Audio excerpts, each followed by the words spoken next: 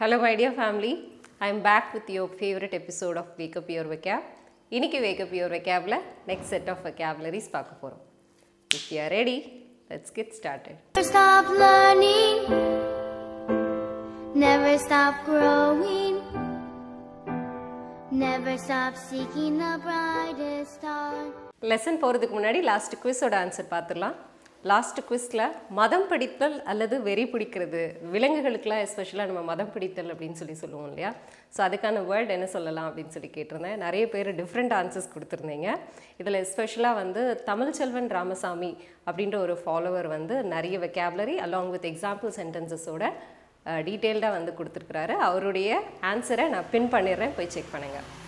Now the right answers are go berserk, frenzy, run amok.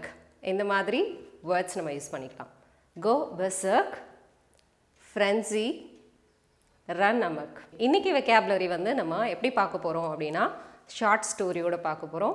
ப்ரீவியஸாக நான் உங்களுக்கு ஒரு வீடியோ அந்த மாதிரி கொடுத்துருந்தேன். ஸோ எல்லாருமே வந்து அது ரொம்ப ஹெல்ப்ஃபுல்லாக இருந்தது. அதே மாதிரி எங்களுக்கு இன்னும் நிறைய வேணும் அப்படின்னு கேட்டுக்கிட்டதுனால இன்றைக்கும் நம்ம வந்து வெக்காபுலரி வந்து ஒரு ஷார்ட் ஸ்டோரியோட லேர்ன் பண்ண போகிறோம். Okay. David and his wife were awakened and startled at 2 a.m. by a loud pounding on the door. When David opened the door, he saw an intoxicated stranger asking, "Can you please give me a push?" David said, "Not a chance. It's 2 a.m. in the morning," and slammed the door. இப்போ இந்த ஸ்டான்ஸோட meaning பார்த்துடலாம். David அப்படின்றவரும் அவருடைய மனைவியும் தூங்கிட்டு இருக்கும்போது திடீர்னு வந்து door யாரோ டமான்னு தட்டுற மாதிரி சத்தம் கேட்டு அவங்க திடுக்கிட்டு முழிக்கிறாங்க. ஸோ மணி வந்து 2 மணி, காலையில் 2 மணி. ஸோ டேவிட் போய் டோர் ஓப்பன் பண்ணி என்னன்னு சொல்லி பார்க்கும்போது ஒரு இன்டாக்சிகேட்டட் ஸ்ட்ரேஞ்சர் அப்படின்னு பார்த்தோம். ஸ்ட்ரேஞ்சர் அப்படின்னா தெரியும், ஸ்ட்ரேஞ்சர்னால் யாரோ ஒரு புதிய நபரை தான் நம்ம வந்து ஸ்ட்ரேஞ்சர் அப்படின்னு சொல்லுவோம். இன்டாக்சிகேட்டட் ஸ்ட்ரேஞ்சர் அப்படின்னா நிறைய போதையில் இருக்கிற ஒரு நபர் வந்து அங்கே நின்றுட்டு can you give me a push அப்படின்னு சொல்லி கேட்குறாரு. Can you give me a push அப்படின்னா எனக்கு ஒரு தள்ள முடியுமா அப்படின்னு சொல்லி கேட்குறாரு. கேட்ட உடனே அந்த டேவிட் வந்து என்ன சொல்கிறாரு அப்படின்னா இட்ஸ் 2 a.m. காலையில் 2 மணி, அதெல்லாம் முடியாது போயா அப்படின்னு சொல்லிட்டு கதவை லாக் பண்ணிடுறாரு. He slammed the door அப்படின்னு சொல்லி கொடுத்துருந்தது. Okay.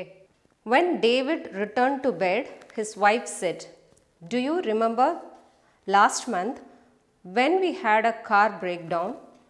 2 guys gave us a push and helped us." டோரை லாக் பண்ணிவிட்டு ஹஸ்பண்ட் வந்து திரும்பவும் பெட்டில் படுக்கிறாரு. அப்போ ஒய்ஃப் சொல்கிறாங்க, லாஸ்ட் மந்த் வந்து நமக்கு கார் பிரேக் டவுன் ஆனப்போ ஒரு 2 பேர் வந்து நமக்கு வந்து ஹெல்ப் பண்ணாங்க. நீங்கள் வந்து அவருக்கு உதவி பண்ணியிருக்கணும் அப்படின்னு சொல்லி சொல்கிறாங்க. You should have helped him அப்படின்னு சொல்லி சொல்கிறாங்க. ஸோ அதுக்கு அடுத்து என்ன நடக்குது அப்படின்றத பார்க்கலாம். David went back, opened the door and yelled, "Hey, are you still there? Do you still need a push?" The stranger said, "Yes, please." David asked, "Okay, fine. Where are you?" The drunk stranger said, "Over here on the swing."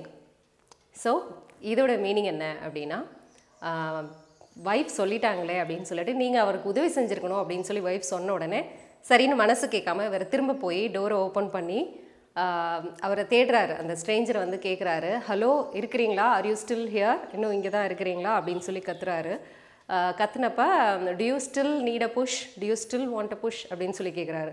உங்களுக்கு இன்னும் வந்து தள்ளி விடணுமா அப்படின்னு சொல்லி கேட்குறாரு. கேட்ட உடனே அந்த ஸ்ட்ரேஞ்சர் வந்து சொல்கிறாரு, "எஸ் ப்ளீஸ்" அப்படின்னு சொல்லி சொல்கிறாரு. சொன்ன உடனே வேர் ஆர் யூ, எங்கே இருக்கிறீங்க அப்படின்னு சொல்லி கேட்குறாரு. கேட்ட உடனே அந்த ஸ்ட்ரேஞ்சர் சொல்கிறாரு, அந்த ட்ரங்க் ஸ்ட்ரேஞ்சர் தண்ணி அடிச்சிருக்கிறார் இல்லையா, ஸோ அவர் வந்து சொல்கிறாரு, "over here on the swing" அப்படின்னு சொல்கிறாரு. எப்படி இருக்கும்னு பாருங்கள். ஸ்விங் அப்படின்னா ஊஞ்சல். இதோ இங்கே தான் அந்த ஊஞ்சலில் உட்காந்துட்ருக்கிறேன், வாங்க வந்து தள்ளி விடுங்க அப்படின்னு சொல்லி சொல்கிறாரு.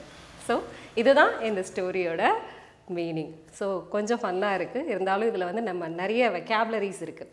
இன்டாக்சிகேட்டட், ஸ்லாம்டு, அப்புறம் வந்து yelled, இந்த மாதிரி வேர்ட்ஸ் எல்லாம் இருக்கு இல்லையா? ஸோ இதோடைய மீனிங் என்ன, எக்ஸாம்பிள் சென்டென்சஸோட இப்போ நம்ம பார்த்துக்கலாம். Number 1 in our list is awakened. David and his wife were awakened அப்படின்னு சொல்லி கொடுத்துருந்தது. இதோடைய மீனிங் என்ன அப்படின்னா to cause to wake up அப்படின்றதான் இதோடைய மீனிங். யாரையாவது வந்து எழுப்புறது அல்லது வந்து ஒரு சத்தம் கேட்டு எழுந்திருக்கிறது அப்படின்னு சொல்லி சொல்லுவோம் இல்லையா? ஸோ அதுக்கு வந்து நம்ம awakened யூஸ் பண்ணுவோம். For example, I was awakened by the phone ringing this morning அப்படின்னு சொல்லலாம். இன்றைக்கி காலையில் நான் ஃபோன் சத்தம் கேட்டு தான் எழுந்திருச்சேன் அப்படின்ட்டு தான் இந்த சென்டென்ஸோட meaning. Okay, number 2 in our list is startle. Startle means to frighten அப்படின்ற மீனிங் வரும். அதாவது பயமுறுத்துறது அல்லது பயப்படுறது அப்படின்னு சொல்லுவோம்ல, திடுக்கிடுதல் அப்படின்னு சொல்லுவோம் தமிழில். ஸோ திடுக்கிடுதலுக்கு இங்கிலீஷில் வந்து startle அப்படின்னு சொல்லலாம். இப்போ for example, you startled me, I didn't notice you come in அப்படின்னு சொல்லலாம். நீ வந்து என்னை பயமுறுத்திட்ட அப்படின்னு சொல்கிறது. ஸோ you startled me அப்படின்னா நீ என்னை பயமுறுத்திட்ட அப்படின்னு சொல்கிறது. you scared me அப்படின்ற மீனிங் வரும். Number 3 in our list is pound. Pounding on the door அப்படின்னு சொல்லி பார்த்தோம் இல்லையா, படப்படன்னு தட்டுறது. ஸோ எஸ்பெஷலாக இந்த வேர்ட் பவுண்ட் அப்படின்றது நம்ம எப்போ யூஸ் பண்ணுவோம் அப்படின்னா, hit something several times with a lot of force அப்படின்றது தான் இதோடைய மீனிங். ரொம்ப ஃபோர்ஸாக வந்து படப்படன்னு நம்ம தட்டுறது அப்படின்றதுக்கு நம்ம பவுண்ட் யூஸ் பண்ணிக்கலாம். For example, I heard the pounding on the hall door அப்படின்னு சொல்லலாம். அல்லது someone pounded on the hall door அப்படின்னு சொல்லலாம். இதோட மீனிங் வந்து யாரோ வந்து ஹால் டோரில் தட்டினாங்க, படப்படன்னு ஃபோர்ஸாக வந்து தட்டினாங்க அப்படின்றதான் இந்த சென்டென்ஸோட meaning. Number 4 in our list is intoxicated. Intoxicated அப்படின்னா drunk அப்படின்னு சொல்லி பார்த்தோம். Having lost some control of your actions or behavior under the influence of alcohol or drug அப்படின்றதான் இதோடைய மீனிங். அதாவது ஏதாவது ஆல்கஹாலுக்கு அடிக்ட் ஆகி அதோட நம்மளுடைய ஆக்ஷன்ஸ் கண்ட்ரோலில் இழக்கிறது அப்படின்னு சொல்லுவோம் இல்லையா, தடுமாறுறது இழக்கிறது அப்படின்னு சொல்லுவோம் இல்லையா, அதுதான் வந்து இந்த இன்டாக்சிகேட்டட் அப்படின்றதோட meaning. For example, the driver was completely intoxicated அப்படின்னு சொல்லலாம்.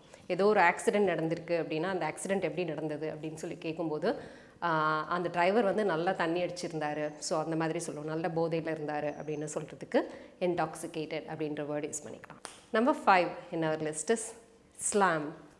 Slam அப்படின்றது நம்ம எப்போ யூஸ் பண்ணுவோம் அப்படின்னா, when you slam door or window, ஒரு கதவையோ நம்ம ஜன்னலையோ நம்ம சத்தத்தோட அடைக்கிறது, டப்புன்னு அடைக்கிறது அப்படின்னு சொல்லுவோம் இல்லையா, ஸோ அந்த மாதிரி சொல்கிறதுக்கு ஸ்லாம் யூஸ் பண்ணுவோம். He got in and slammed the door அப்படின்னு சொல்லலாம். அவர் உள்ளே வந்துட்டு கதவை சத்தமாக மூடினார் அப்படின்றதான் இந்த சென்டென்ஸோட meaning. L. L means it's nothing to shout அப்படின்றது, கத்துறது அப்படின்னு சொல்லுவோம் இல்லையா, ஸோ அதுதான் எல் அப்படின்னு சொல்லுவோம். எஸ்பெஷலாக இது வந்து நம்ம கோபமாக இருக்கும்போது கத்துறது அல்லது ஏதாவது ஒரு பெயினில் வேதனையில் இருக்கும்போது கத்துறதுக்கு நம்ம வந்து எல் அப்படின்றத நம்ம யூஸ் பண்ணுவோம்.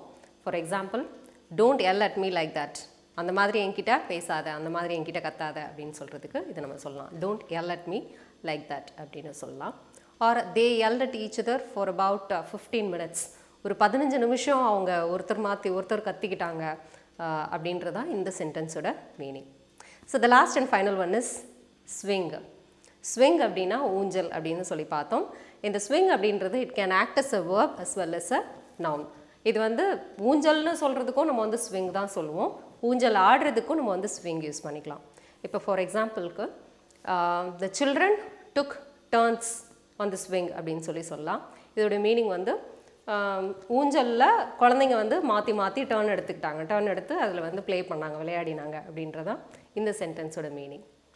If you take the next example sentence, இதை எடுத்துக்கிட்டீங்க அப்படின்னா, the monkey is swinging in the tree அப்படின்ற சென்டென்ஸ் எடுத்துட்டிங்கன்னா இதில் வந்து the monkey is swinging அப்படின்றதுல மங்கி ஊஞ்சல் ஆடிக்கொண்டிருக்கிறது, மரத்தில் ஊஞ்சல் ஆடிக்கொண்டிருக்கிறது அப்படின்னு வருது. ஸோ இதில் வந்து இது வேர்பாக ஆக்ட் ஆகுது. Okay, now it's time for Mala's tip. இன்றைக்கி என்னோடய டிப் என்ன அப்படின்னா, இதில் நம்ம இன்டாக்சிகேட்டட் அப்படின்னு சொல்லி ஒரு வேர்ட் பார்த்தோம், அதோடைய மீனிங் வந்து ட்ரங்க் அப்படின்னு சொல்லி பார்த்தோம். அதாவது ஒரு ஆல்கஹாலையாவது அல்லது வந்து ஒரு ட்ரக்னால் நம்மளுடைய ஆக்ஷன்ஸ் அண்ட் பிஹேவியர்ஸ் நம்மளோட கண்ட்ரோலை இழக்கிறது, அதுதான் வந்து இன்டாக்சிகேட்டட் அப்படின்னு பார்த்தோம். இந்த இன்டாக்சிகேட்டட் அப்படின்ற வேர்டை வேறு எப்போ நம்ம யூஸ் பண்ணுவோம் அப்படின்னா, if you have fallen for somebody and if you are addicted to someone அப்படின்னா அப்பையும் நம்மளுடைய loved onesக்கு நம்ம யூஸ் பண்ணும்போது I am intoxicated by you அப்படின்னு சொல்லலாம். I am obsessed with you அப்படின்னு சொல்லுவோம். ஒருத்தரை ரொம்ப பிடிச்சிருக்கு, அவங்களுடைய நினைவாகவே நம்ம இருக்கிறோம் அப்படின்னு சொல்லும்போது I am intoxicated by you அப்படின்னு சொல்லலாம். ஓகே, ஸோ இதுக்கும் இந்த இன்டாக்சிகேட்டடை நம்ம யூஸ் பண்ணிக்கலாம். Okay, now it's time for your quiz. இன்றைக்கி quiz கேட்குறதுக்கு முன்னாடி உங்களுக்கு வந்து நம்ம இப்போ இந்த வேக்கப் யுவர் வெக்காப் வந்து அரவுண்ட் 50 எபிசோட்ஸ் நம்ம வந்து கம்ப்ளீட் பண்ண போகிறோம்.